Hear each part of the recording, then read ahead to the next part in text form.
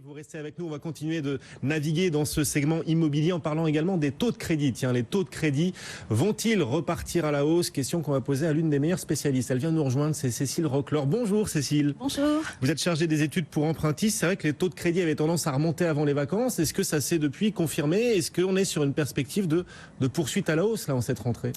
Alors on est dans une période de demi-teinte puisqu'effectivement en juillet on avait eu des hausses. En août on a eu de nouvelles hausses qui étaient de l'ordre de 5 à 20 centimes en fonction des durées. Et là, à la rentrée, une rentrée atypique, un peu en ordre dispersé d'ailleurs. Normalement, septembre, c'est plutôt la reprise des baisses. Les banques ont envie de reconquérir de nouveaux clients. Et puis là, exceptionnellement, taux moyen, stable, on ne bouge pas. Mais en fait, ça cache plusieurs réalités. Alors, on a une grande enseigne nationale qui a augmenté ses taux en septembre, 10 centimes sur toutes les durées. Une seule. Une seule. Les autres se regardent un petit peu en chien de faïence en se disant mais que va-t-il se passer? Comment va réagir le marché en cette rentrée? Que font mes concurrents? Et puis en région, on a à peu près tout et son contraire. On a des établissements qui vont baisser.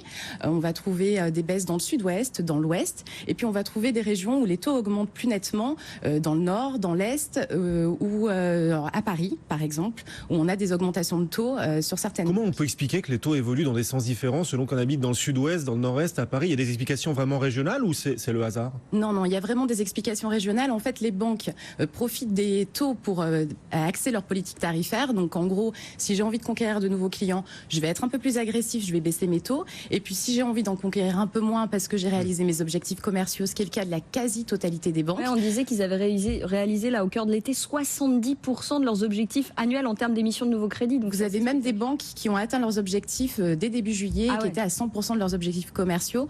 Du coup, ces banques-là, elles sont moins attentives au marché, elles se disent qu'elles ont fait leurs objectifs, elles ont toujours envie de conquérir des clients, mais elles sont un peu moins actives. Et du coup, on se retrouve avec une deuxième lame de fond qui est une plus grande sélectivité des banques.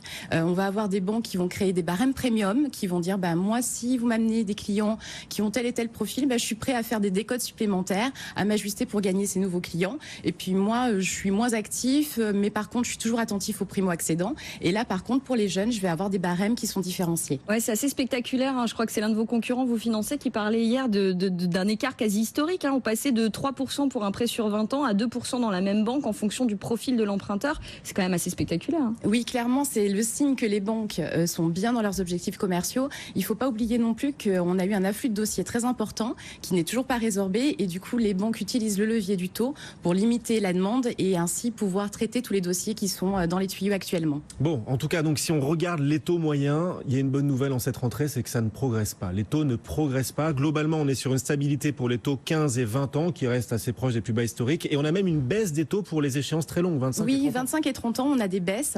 Alors le 30 ans, il est affiché, mais aujourd'hui, difficile d'emprunter sur 30 ans. C'est pas la demande ni des emprunteurs ni des banques. Mais par contre, effectivement, sur 25 ans, on baisse de 15 centimes, ce qui est significatif. Du coup, comment évolue aujourd'hui le pouvoir d'achat immobilier des Français? Est-ce qu'il continue de progresser? Alors si on regarde sur 2 ans, oui, on a toujours un gain qui est de l'ordre de 8% et qui va être très variable selon les villes. Si on a envie d'acheter à Lille, on a gagné 21% de pouvoir d'achat en 2 ans, 15% sur Paris et Marseille. Un peu moins de chance si on veut acheter à Bordeaux, on n'a gagné que 2% de pouvoir d'achat. Mais la ville s'est embellie, est plus chère aujourd'hui. Et les prix de l'immobilier ont continué à progresser, tout comme à Strasbourg, où là on perd du pouvoir d'achat par rapport à il y a 2 ans. Hausse des taux et hausse des prix confondus. Et alors justement, ce mouvement de hausse des prix, est-ce qu'il risque de se poursuivre alors que les taux stagnent à nouveau? Quel est votre conseil à ceux qui souhaitent aujourd'hui acheter un bien? Est-ce qu'il faut forcément se dépêcher ou est-ce qu'ils ont le temps? Alors ça va dépendre de votre profil. Si vous voulez accéder à la propriété ou si vous êtes secondo-accédant, vous cherchez votre deuxième bien, vous avez ce projet, il ne faut pas attendre. Vous le disiez, les taux sont historiquement bas. Si on regarde septembre l'année dernière, on empruntait sur 2,60% sur 15 ans et sur 2,85% sur 20 ans. Aujourd'hui, on emprunte en moyenne à 2,35 et 2,70, donc on est toujours sur des taux historiquement bas. Par contre, il va falloir bien valoriser votre dossier, faire le tour des banques plus encore aujourd'hui qu'hier, puisque du coup, on l'a vu, on a des politiques très différentes. Donc il faut choisir les bonnes banques à sélectionner. Ensuite, il faudra prévoir des conditions suspensives allongées parce qu'on est toujours dans des délais de traitement qui sont longs, donc il ne faudrait pas rater son achat. Si vous êtes en renégociation, il est par contre hyper urgent d'agir parce que pour le coup, les banques sont moins attentives aux dossiers de renégociation, de rachat de crédit.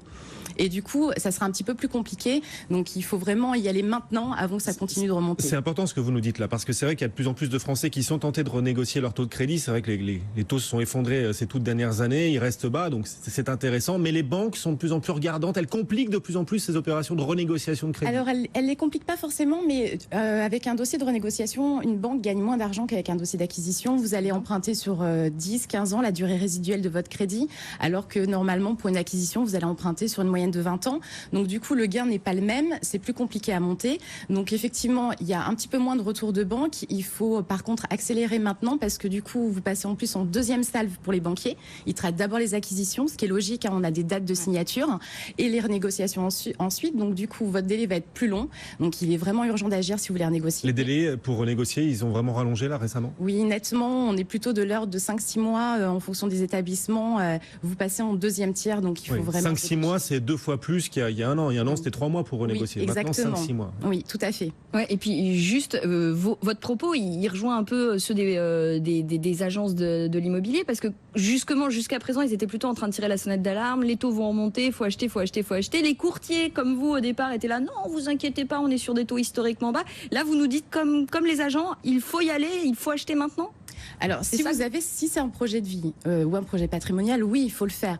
Si vous vous posez la question, vous interrogez, continuez à chercher le bien qui va vous plaire et pour lequel vous aurez le coup de cœur, il n'y a pas d'urgence à acheter. Oui, mais ça veut dire que vous anticipez une réelle remontée des taux, vous, pour le coup? Alors, on pense que la fin de l'année sera certainement en demi-teinte, puisqu'en fait, les dossiers de crédit qui vont être présentés aux banques en octobre, novembre, sont des dossiers qui vont se finaliser en janvier ou février 2016, puisqu'il faut un moment pour débloquer le crédit. Et du coup, on sera dans les objectifs commerciaux des banques en 2016. Donc, ça veut dire que dès octobre-novembre, on risque d'avoir un retour de compétitivité des banques. En tout cas, on l'espère. Et donc, on pourra avoir des conditions qui soient plus favorables sur la fin de l'année. On a parlé des acheteurs, il faut aussi qu'on s'intéresse aux investisseurs locatifs, d'autant que certains ont une rentrée difficile avec l'encadrement des loyers à Paris. Cet encadrement des loyers, d'ailleurs, il peut avoir un impact auprès des banques, puisque je vais récupérer un loyer inférieur. Du coup, la banque va peut-être se méfier davantage de mon plan de financement? Non, pas forcément. Ce qui va compter surtout, c'est votre solvabilité, vos revenus, vos charges, votre reste à vivre, votre taux d'endettement, plus que le loyer à percevoir.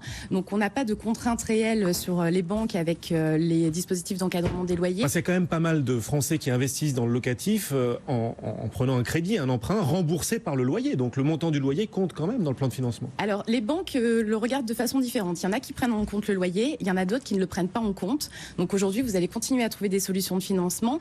Par contre, sachez, si vous voulez investir dans la pierre et que vous souhaitez profiter du dispositif Pinel, que aujourd'hui les barèmes des banques sont un peu plus élevés quand vous faites de l'investissement locatif. Vous comptez 10 centimes de plus qu'un barème classique. C'est lié au fait que vous domiciliez rarement vos revenus dans la banque où vous faites le financement de votre investissement locatif. Aujourd'hui, elle cherche des profils premium. Donc, si vous voulez faire de l'investissement locatif, vous avez des marges de négociation en proposant la domiciliation de revenus et vous pourrez faire décoter le taux de votre crédit. D'accord. Si vous voulez avoir le même taux de crédit que si vous achetez une résidence principale, la meilleure solution, c'est de domicilier donc vos revenus. C'est la clé pour séduire la banque. Et puis, surtout, une urgence pour ceux qui voudraient bénéficier du Pinel en 2015 en achetant un bien achevé. Il reste que quelques mois. On l'a vu, les tuyaux sont encombrés chez les banquiers. Donc, il est urgent de procéder à votre demande de financement pour pouvoir boucler le financement avant la fin de l'année. Cécile Roclor, merci Cécile d'être venue nous voir, chargée des études pour Empruntis. C'est Marie Cœur de Roy, notre spécialiste.